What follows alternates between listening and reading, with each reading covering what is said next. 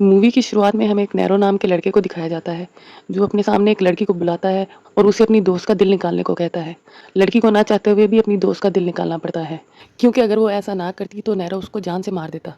लेकिन ये सब वो उससे फ्री में नहीं करवा रहा था, इसके बदले वो उस लड़की को बहुत सारा पैसा देता है, जिसके बाद वो लड़की वो पैसा लेकर वहाँ से चली जाती है। दरअसल नैरो एक बहुत ही अमीर आदमी था, जिसको लोगों को टॉर्चर करने में बहुत मज़ा आता था।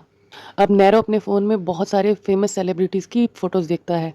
वो इनमें से बहुत सारी सेलिब्रिटीज़ को अपने फ़न हाउस में इनवाइट करता है और इसके बाद हमें नैरो का फ़न हाउस दिखाया जाता है, जो कि जंगलों के बीचों बीच था, ताकि उसके घर को कोई भी पुलिस ट्रैक ना कर सके। अब सीन शिफ्ट होता है और हमें एक लड़के कैसिफर को दिखाया जाता है। कैसिफर उन्हीं सेलिब्रिटीज़ में से एक था जिनकी नैरो फ़ोटोज़ देख रहा था। कैसिफर इससे पहले भी एक रियलिटी शो में काम कर रहा था, लेकिन अब उसका रियलिटी शो बिल्कुल भी अच्छा काम नहीं कर रहा था, जिसकी वजह से उसकी फाइनेंशियल कंडीशन बिल्कुल भी ठीक नहीं थी। और ऐसे ही लोगों को नैरो टारगेट किया करता था जिनको पैसों की ज़रूरत होती थी। अब कैसिफर जिस रियलिटी शो में काम करता था, उसके बॉस के पास नैरो का लेटर आता है, जिसमें फ़न हाउस के बारे में बताया गया था। फ़न हाउस भी एक रियलिटी शो होने वाला था, जिसको नैरो कंट्रोल करने वाला था और इसमें जो जीतेगा उसको $15 मिलियन मिलेंगे। कैसिफर इसके लिए मान जाता है और अगले ही दिन नैरो के आदमी उसको उठाकर फन हाउस ले जाते हैं। जब कैसिफर वहां पे घूम रहा होता है तो वो देखता है उसके अलावा भी वहां पर काफी सारे लोग होते हैं। वो सब भी सेलिब्रिटीज ही थे और कैसिफर की तरह उन सब की भी फाइनेंशियल कंडीशन बहुत खराब थी। वहां पर टोटल 8 लोग थे और उनमें से किसी को भी फन हाउस की रियलिटी के बारे में कुछ नहीं मालूम था। उन सबको ये गेम नॉर्मल गेम शो की तरह ही लग रहा है, इसलिए वो गेम शुरू होने से पहले खूब फन करते हैं। अब शो के स्टार्ट होने का टाइम होता है, लेकिन उससे पहले उन सबके फ़ोन उनसे लेके रख लिए जाते हैं और ये सारा शो टेलीविज़न पे भी लाइव कास्ट हो रहा था और उसे पूरी दुनिया देख रही थी। गेम के स्टार्ट में नैरो उनके सामने एक पांडा बनकर आता है और वो उन सबको इस गेम के रूल समझाता है। वो उनको बताता है कि इस घर के चारों तरफ कैमरे लगे हुए हैं, यहाँ तक कि उनके टॉयलेट में भी कैमरे लगे हुए हैं और इस गेम के रूल बिल्कुल सिंपल हैं। वो लोग इस गेम को जीतने के लिए कुछ भी कर सकते हैं और उनका हारना और जीतना पब्लिक डिसाइड करेगी, क्योंकि पब्लिक उन सबको वोट देगी और उनमें से जिसके सबसे ज़्यादा वोट्स होंगे वो जीत जाएगा। इसके बाद उस रूम में कुछ लोग आते हैं जो कि नैरो के गार्ड्स होते हैं। गार्ड्स उन सब पर नज़र रखने के लिए होते हैं। अब गेम स्टार्ट हो जाता है और अब तक वो सब इस गेम को नॉर्मल गेम ही समझ रहे होते हैं। वो सब यहाँ खूब इंजॉय करते हैं और 3 दिनों तक लगातार पार्टी करते हैं, लेकिन वो नहीं जानते कि उनके साथ आगे क्या होने वाला है। चौथे दिन नैरो फिर से पांडा बनकर उनके सामने आता है और वो उन्हें बताता है कि आज के दिन की वोटिंग काउंट होगी और वोटिंग में जिसके सबसे कम वोट होंगे वो हार जाएगा। अब वोट काउंट होते हैं और सबसे ज़्यादा वोट ओला के निकलते हैं, क्योंकि वो देखने में ज़्यादा सुंदर थी, इसीलिए लोगों ने उसे ज़्यादा पसंद किया। लेकिन दूसरी साइड लोनी और नेवल को सबसे कम वोट्स मिले थे और रूल के हिसाब से वो दोनों गेम से बाहर हो चुके थे। उन दोनों को एक रूम के अंदर ले जाया जाता है, जहाँ पर गार्ड्स लोनी को एक पांडा दिखाते हैं और वो लोनी को कहते हैं कि उसे इस पांडा को बहुत देर तक मारना है। जिसके बाद वो लोनी के हाथ में एक बेसबॉल बैट पकड़ा देते हैं। फिर वो लोनी की आंख पे एक पट्टी बांध देते हैं और साथ ही वो उस जगह पे बहुत तेज आवाज़ में गाने चला देते हैं। जैसे ही लोनी की आंख पे पट्टी बनती है, वहाँ पे पांडा को रिप्लेस करके उसकी जगह पे नेवन को खड़ा कर दिया जाता है। लोनी नेवन को पांडा समझकर उस बेसबॉल बैट से खूब मार रही थी, क्योंकि वहाँ पर तेज आवाज़ में गाने चल रहे थे, इसलिए लोनी को कुछ समझ नहीं आ रहा था। वो नेवन पर लगातार हमले करती है, जिससे नेवन मारा जाता है और ये सब बाकी लोग भी देख रहे थे और साथ ही इस चीज़ को सारी दुनिया देख रही थी, क्योंकि ये शो लाइव चल रहा था। इसे देखने के बाद सब लोग बहुत ज़्यादा शॉक्ड हो जाते हैं और अब उन्हें समझ आता है कि ये कोई नॉर्मल गेम नहीं है। इसके बाद वो वहाँ से भागने की प्लानिंग करने लगते हैं। अब नैरो उनके सामने आता है और उन सबको वार्निंग देता है कि अगर यहाँ से किसी ने भी भागने की कोशिश की तो उसका भी हाल नेवन की तरह किया जाएगा। लेकिन उन्हीं में से एक लड़के डेस्क को लगता है कि वो वहाँ से भाग सकता है, क्योंकि उसे कांच के बाहर आसमान दिख रहा था। जिसके बाद डेस्क उस कांच को तोड़ने लगता है, लेकिन जैसे ही कांच टूटा है वो देखते हैं कि वो सिर्फ एक एनिमेशन थी और उसको पागल बनाया गया था। क्योंकि डेस्क ने वहाँ से भागने की कोशिश की थी, इसलिए वहाँ पे नैरो के गार्ड्स आ जाते हैं।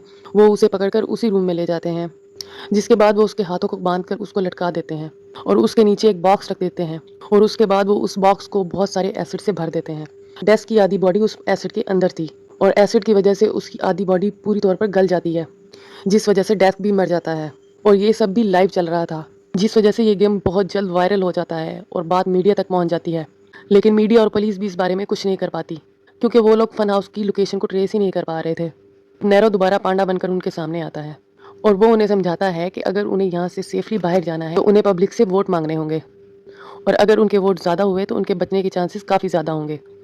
इसी बीच दो लड़कियां ओला और हिमेना की आपस में लड़ाई हो जाती है। तभी उनके सामने टीवी पर एक लड़की आती है। वो लड़की कोई और नहीं, कैसीफर की एक्स वाइफ थी। कैसीफर की एक्स वाइफ को भी इस गेम के बारे में सब पता चल जाता है और वो कैसीफर को बचाने के लिए पब्लिक से उसके लिए वोट मांगती है। वो सब लोग अब बहुत ज़्यादा टेंशन में थे, लेकिन वो जानते हैं कि टेंशन लेने का कोई फ़ायदा नहीं, क्योंकि उनकी ज़िंदगी अब थोड़े ही दिनों की रह गई थी।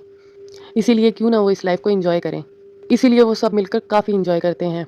3 दिन बाद वोटिंग को दोबारा से काउंट करने का टाइम हो जाता है और जब वोटिंग के रिजल्ट आते हैं तो सबसे कम वोट ओला और हिमेना के थे, क्योंकि वो दोनों बिना बात के लड़ रही थी। जिसके बाद उन दोनों को उठाकर उसी रूम में ले जाया जाता है और उन दोनों को एक एक कुल्हाड़ी दे दी जाती है और साथ ही उस रूम की लाइट को बंद कर दिया जाता है। अब उन दोनों को अंधेरे में उस कुल्हाड़ी से लड़ना होगा। वो दोनों अंधेरे में कुल्हाड़ी को घुमाने लगती हैं और ओला की कुल्हाड़ी हिमेना के सर पे लग जाती है और वहीं पे हिमेना भी मर जाती है। ये देखकर हमें पता चलता है कि ओला बहुत ज़्यादा सेल्फिश लड़की है। अब वो सब लोग बहुत ज़्यादा डरे हुए थे। इस गेम से सेफली बाहर निकलने के लिए ज़्यादा वोटिंग चाहिए थी। इसीलिए ओला वोट लेने के लिए लाइव आती है और वो लाइव पर ही अपने कपड़े उतारना शुरू कर देती है ताकि उसे ज़्यादा अटेंशन मिले और लोग उसे ज़्यादा से ज़्यादा वोट करें। और ओला ने वहीं पर अपना बॉयफ्रेंड भी बना लिया था, जिसका नाम जेम्स था। जेम्स ने बहुत ज़्यादा ड्रिंक कर ली थी, जिसकी वजह से वो बेहोश हो गया था और ओला को इस आखिरी दिन में वोट चाहिए थे। इसीलिए वो अपने पास कैसीफर को बुलाती है और वो कैसीफर को सेड्यूस करने लगती है ताकि वो दोनों लाइव इंटीमेट हो सकें और लोग उन्हें वोट दें। लेकिन कैसीफर उसे इस चीज़ के लिए मना कर देता है और वो उसे समझाने लगता है, लेकिन इतनी ही देर में ओला का बॉयफ्रेंड वहाँ पे आ जाता है और उसे उन दोनों को देखकर कुछ गलत लगता है, जिसके बाद वो कैसीफर को बहुत ज़्यादा मारने लगता है। और ये सब कुछ भी लाइव चल रहा था। ये दिन दोबारा से वोटिंग काउंट करने का दिन आ गया था और इस बार सबसे ज़्यादा वोट कैसीफर को मिलते हैं, क्योंकि लोग समझ चुके थे कि कैसीफर एक बहुत अच्छा लड़का है। लेकिन दूसरी साइड ओला को सबसे कम वोट मिले थे, क्योंकि लोगों ने लाइव देखा था कि ओला ने सब कुछ सच पता होते भी कैसीफर को बचाया नहीं था। अब ओला को भी उसी रूम में ले जाया जाता है और ओला के सामने काफ़ी सारे फ़ोटोज़ उल्टे करके रख दिए जाते हैं और उसे फ़ोटोज़ को मैच करना होगा, लेकिन ये चीज़ उसे लिमिटेड टाइम में करना होगा। लेकिन ओला फ़ोटोज़ को मैच नहीं कर पाती और वो हार जाती है। वो ओला के सामने नैरो के गार्ड्स आते हैं और वो लोग उसके सामने एक स्पिन को रखते हैं। उस स्पिन के अंदर काफ़ी सारे मारने के तरीके लिखे हुए थे और जो भी तरीका ओला के ऊपर आएगा उसे उसी तरीके से मारा जाएगा। अब ओला उस स्पिन को घुमाती है और ओला का स्पिन भी रैक पर रुकता है। अब ओला को पकड़कर उसके हाथ और पैर रस्सी से बांध दिए जाते हैं, जिसके बाद वो रस्सियाँ खींचना स्टार्ट होती हैं और एक एक करके ओला के हाथ और पैर टूट जाते हैं और ओला भी वहीं पर मर जाती है। फन हाउस के अंदर अब सिर्फ 4 ही लोग बचे थे। पांडा उन चारों के पास एक बॉक्स सेंड करवाता है। उस बॉक्स के अंदर उन सभी के फैमिली फोटोज थे, जहां हमें पता चलता है कि कैसीफर का उसकी एक्स वाइफ के अलावा इस दुनिया में कोई भी नहीं, क्योंकि उसके पेरेंट्स एक कार एक्सीडेंट में मारे गए थे और ये सारी चीज़ भी पब्लिक देख रही थी। अगले दिन दोबारा से वोटिंग काउंट होना स्टार्ट होती है और इस बार भी सबसे ज़्यादा वोट कैसीफर को ही मिलते हैं, क्योंकि पब्लिक को उस पर तरस आ रहा था और सबसे कम वोट जेम्स को मिलते हैं। इसीलिए उसके सामने 4 बॉक्सर्स को दिखाया जाता है और वो जिस भी बॉक्सर को चूज़ करेगा उसे उसके साथ लड़ना होगा।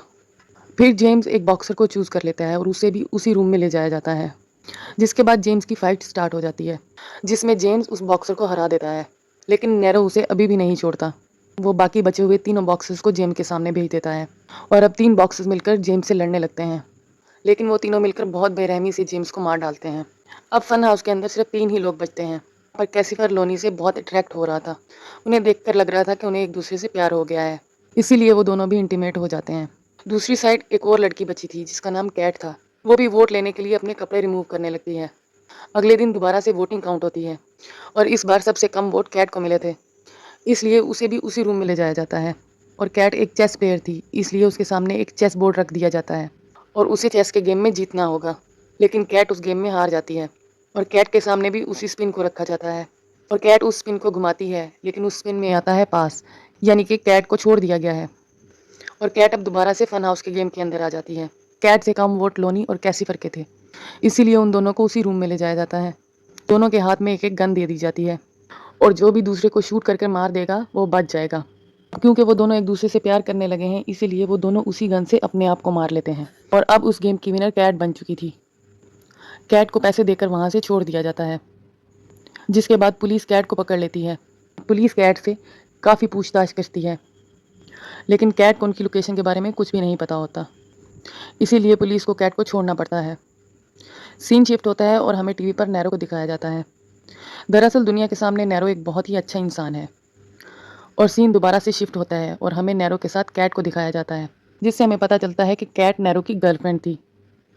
और नैरो ने ही उसे स्पिन वाले गेम में बचाया था, क्योंकि उसने ये सारी चीज़ें पहले से ही प्लान कर कर रखी हुई थी, जिसका मतलब नैरो के सारे पैसे वापस उसी के पास आ गए थे। और यहीं पर ये मूवी ख़त्म हो जाती है।